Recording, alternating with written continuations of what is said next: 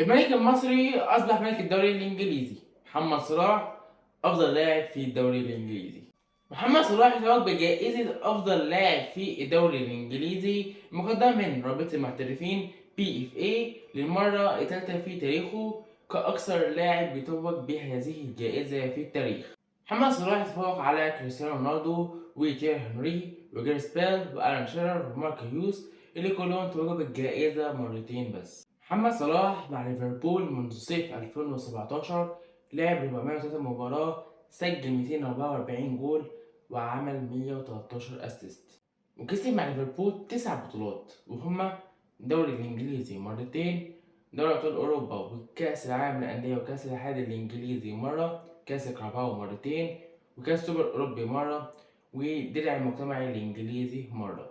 قول انت بقى، هل شايف ان محمد صلاح افضل لاعب في تاريخ الدوري الانجليزي؟